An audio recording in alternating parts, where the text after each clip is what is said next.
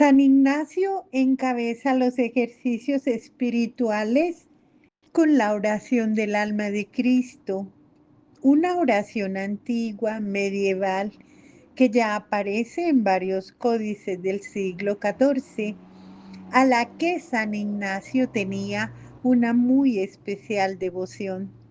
Esta oración puede ayudarnos a los ejercitantes a situarnos en nuestra propia realidad para que desde ella nos preparemos a comenzar el proceso de los ejercicios espirituales día a día. Alma de Cristo, santifícame. Los problemas del alma, es decir, la falta de aliento, de estancamiento en la vida espiritual, la presencia del cansancio en la propia vida, el desánimo frente a la propia mediocridad. Entonces, alma de Cristo, santifícame. Cuerpo de Cristo, sálvame.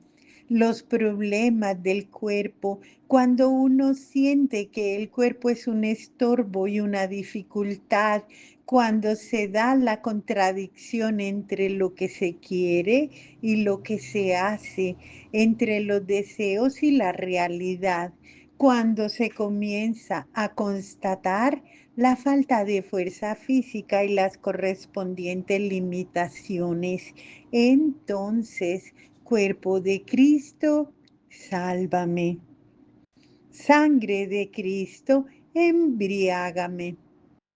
Los problemas de tibieza, de demasiado cálculo en la propia vida, de egoísmo, de búsqueda de comodidad, cuando uno está consciente de la falta de generosidad y de la falta de mayor compromiso en su vida, en la falta de entrega y de la desolación, entonces, sangre de Cristo, embriágame. Agua del costado de Cristo, lávame. El problema del pecado y de la falta repetida, las mismas caídas y recaídas, los malos hábitos, el engaño sobre la propia vida, otras veces un pasado que pesa demasiado y que aún nos hace sentir falsos y sucios. Entonces, agua de Cristo, lávame. Pasión de Cristo, confórtame. Los problemas de dolor, de dificultades exteriores e interiores, propias y ajenas, la dificultad de controlar los propios sentimientos, los miedos, los aburrimientos, las tristezas, el temor frente a las dificultades y el horror frente al dolor y la enfermedad. Entonces, pasión de Cristo, confórtame. Oh buen Jesús, óyeme. Los problemas de oración, es decir, cuando la misma oración se ha vuelto un problema porque la verdad es que no se cree del todo ni a fondo, o porque no se sabe rezar, o porque se siente que Jesús no escucha, o porque no se cree en la misericordia. Entonces, oh buen Jesús, óyeme. Dentro de tus llagas escóndeme. Los problemas de la superficialidad al darse cuenta que no se vive en profundidad, aún más que uno vive tal como es modelado por otros, que uno está demasiado condicionado, excesivamente esclavo de las circunstancias que lo rodean, que se vive sin coherencia y solo hacia afuera, sin profundidad y convicción, entonces dentro de tus llagas escóndeme. No permitas que me separe de ti.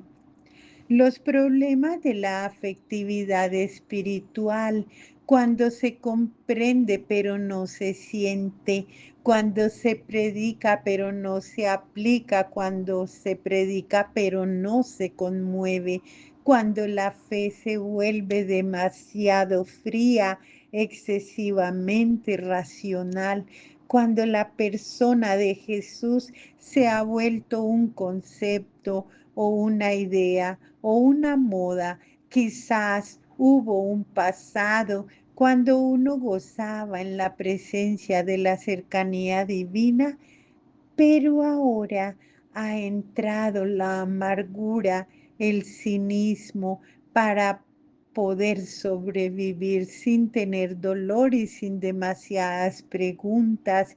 Entonces, no permitas que me aparte de ti. Del maligno enemigo, defiéndeme. Los problemas de una situación difícil y agobiante, cuando se siente que los demás se aprovechan de uno, cuando uno se topa constantemente con el egoísmo de otros, cuando da miedo ser el primero y atreverse para no hacer el ridículo, cuando la atracción por el poder, los aplausos, el prestigio, la riqueza se hace muy fuerte. Entonces del enemigo malo, defiéndeme. En la hora de mi muerte llámame y mándame ir a ti para que con tus santos te alabe por los siglos de los siglos. Amén. Con un corazón abierto y vulnerable, con la valentía que da el saberse en la presencia de un Padre misericordioso, quizás en medio de las dudas que dejan el alma inquieta, colocarse delante de la presencia de Dios sin tratar de buscar respuestas en silencio, no hacer promesas, sino tan solo estar en su presencia desde la sinceridad de uno mismo. Amén, amén.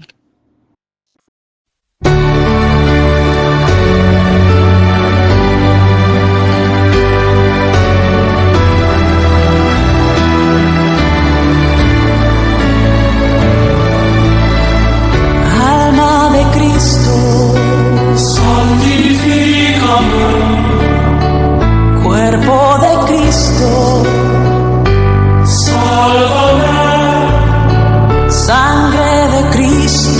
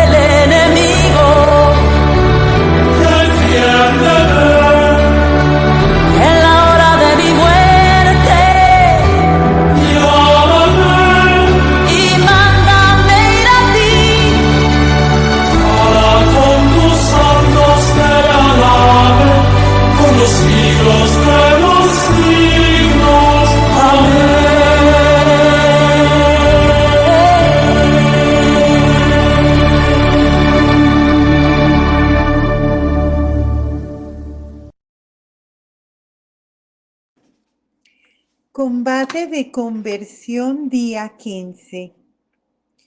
Los binarios e identidad cristiana.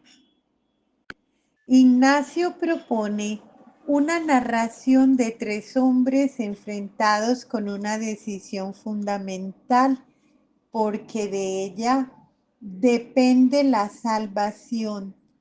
El cuento pretende profundizar en la salvación, en la motivación espiritual que orienta la vida del cristiano.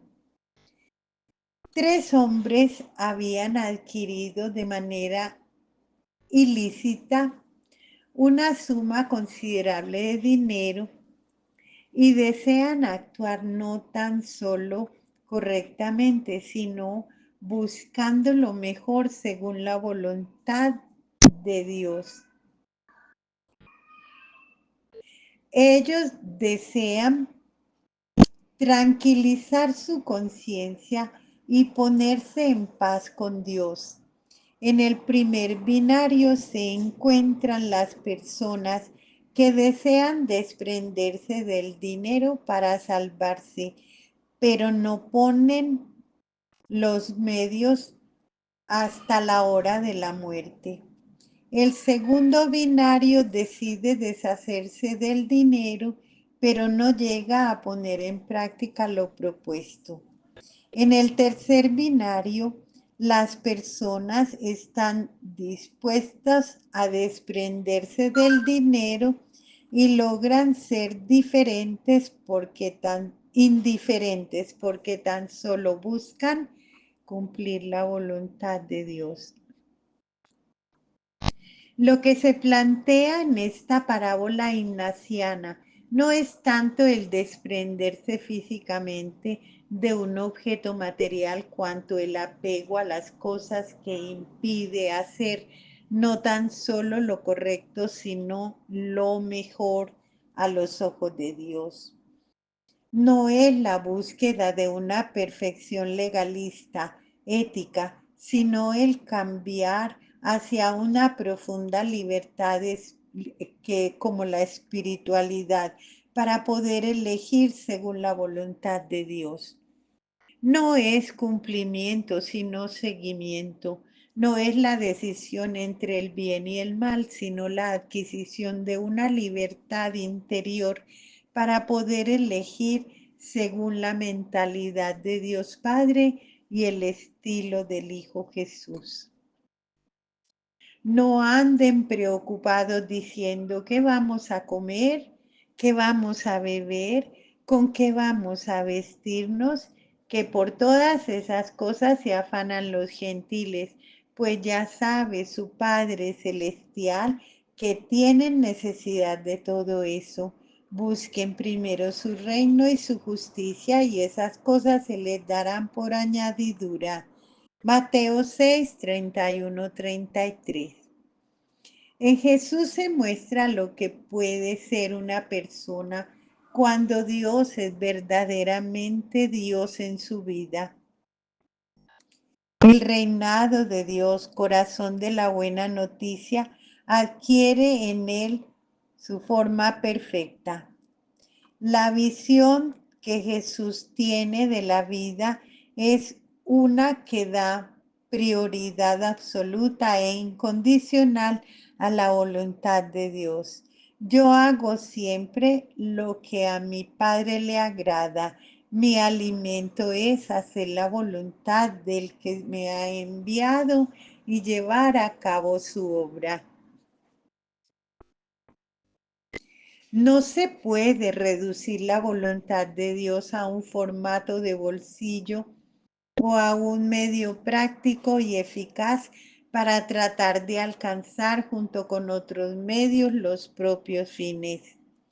La voluntad de Dios es en definitiva el criterio que mide todo el resto.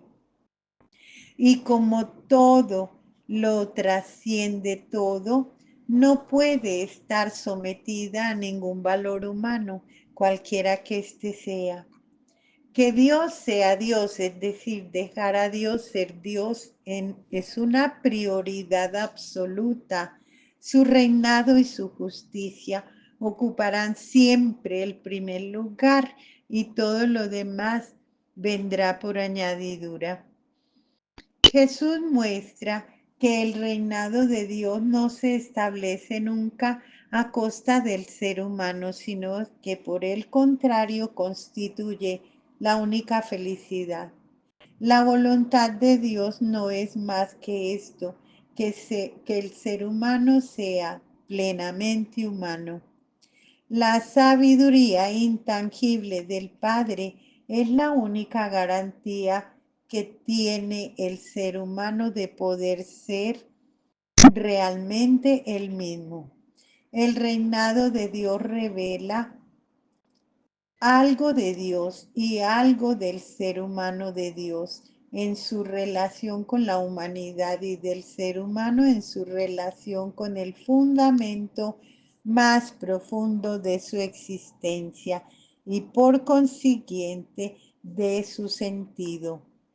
Esta alianza se renueva y se hace definitiva en Jesús el Cristo. Muchas veces y de muchos modos habló Dios en el pasado a nuestros padres por medio de los profetas. En estos últimos tiempos nos ha hablado por medio del Hijo, a quien constituyó heredero de todo. Por ello, una espiritualidad que intenta renovarse, que quiere ser radical y auténtica, debe poner siempre su foco central en Jesús.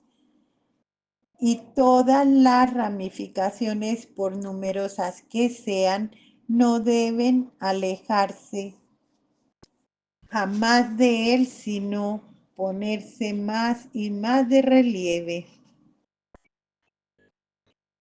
Jesús no solo predica el reinado de Dios, sino que lo anticipa en su persona, dando testimonio de la verdad. Jesús es la encarnación de la verdad, es decir, del amor y la solicitud de Dios Padre para con la humanidad. La vida del ser humano se encuentra muchas veces dividida de lo que quiere y lo que debe, entre el sentido y el sinsentido, entre el bien y el mal, pero Cristo es la vida, por ello vivir si su vida resulta la única manera de vivir auténticamente la propia y ser uno mismo. Es lo que Pablo dice. Ya no vivo yo, sino que es Cristo quien vive en mí. El hombre viejo,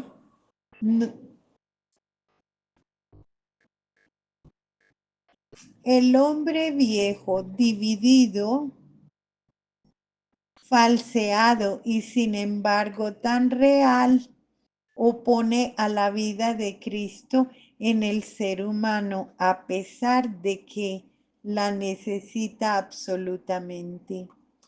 Esta oposición debe ser mortificada, darle muerte. Asumir a Cristo en la propia vida significa trabajar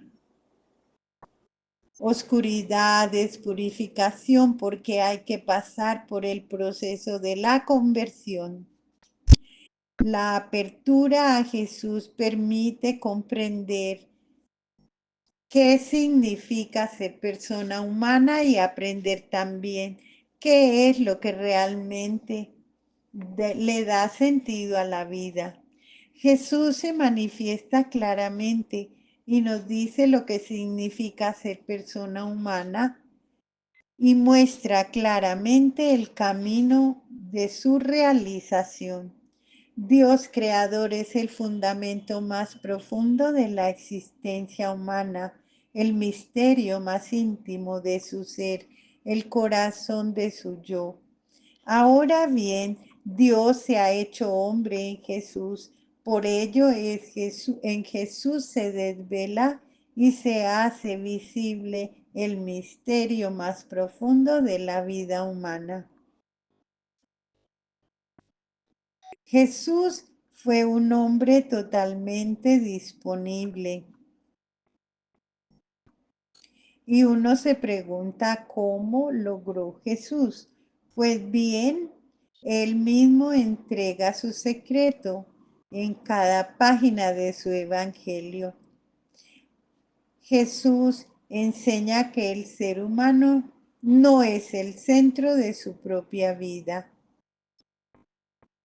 Jesús no se puso a sí mismo en el centro de su propia vida, por el contrario, para él el crecimiento se produce no ocupándose de uno mismo. El triunfo no alcanza poniéndose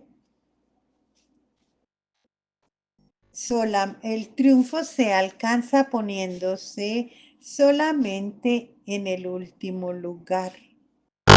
La vida del ser humano, de cualquier ser humano, solo se logra de veras cuando se asemeja a la vida de Cristo.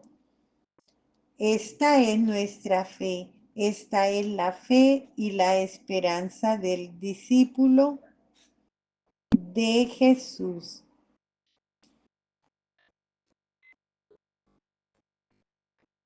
En el Evangelio, el joven rico se presenta a Jesús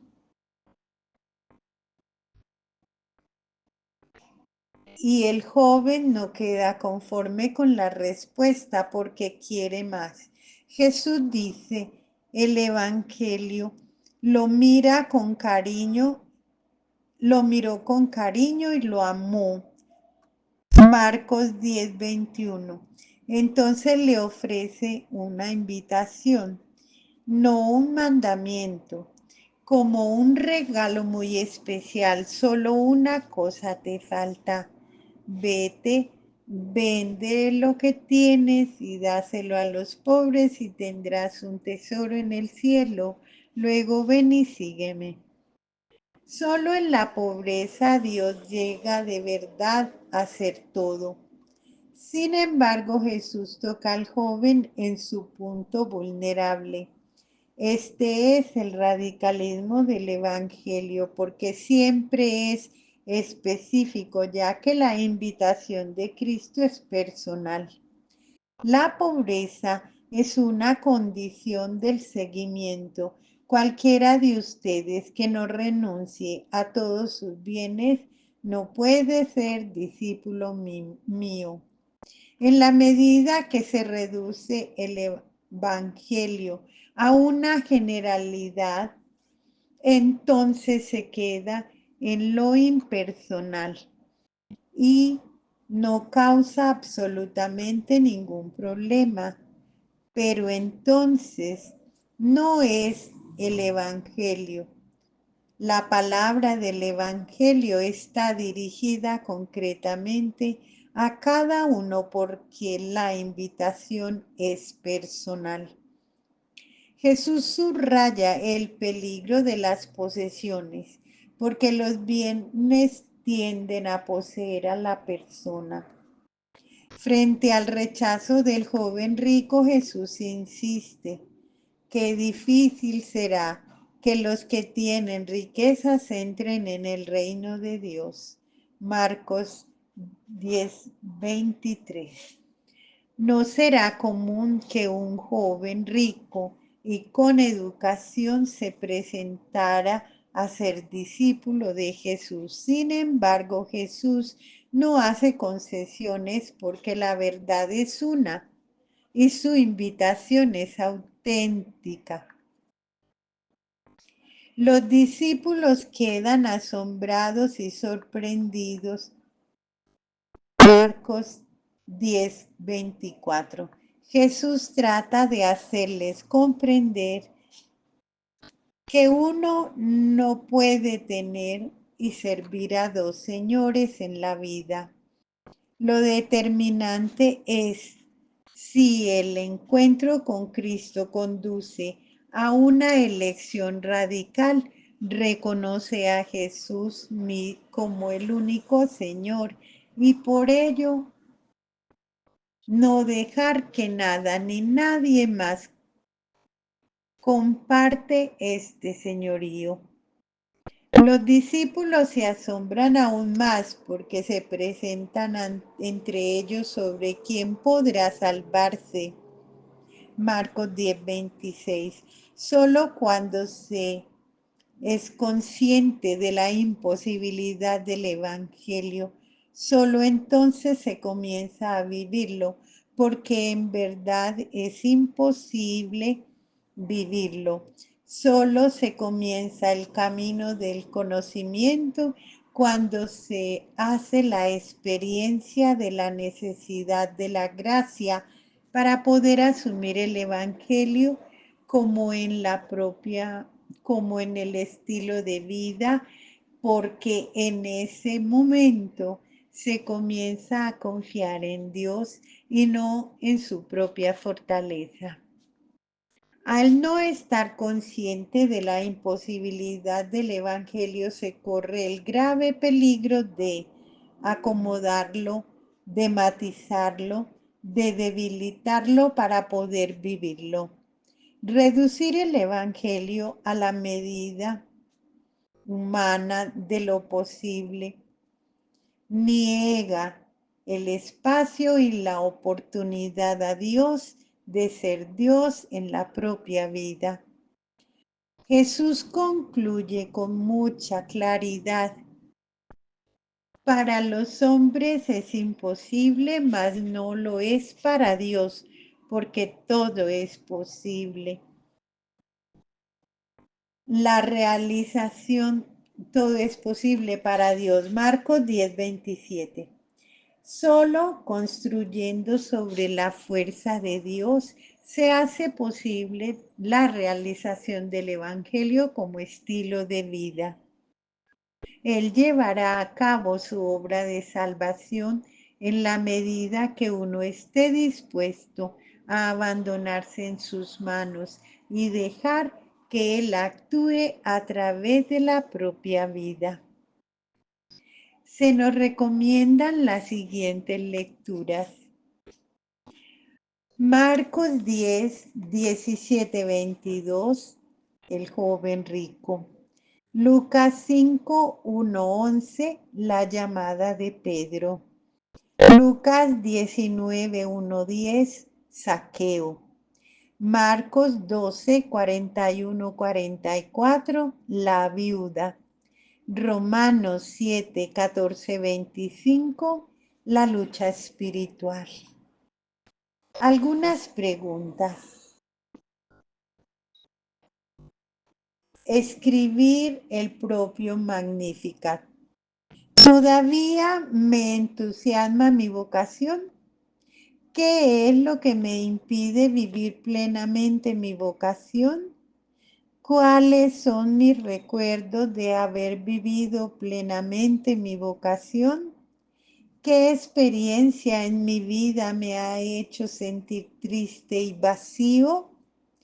¿Qué experiencias me han hecho feliz, más pleno y auténtico? ¿Qué personas admiro profundamente?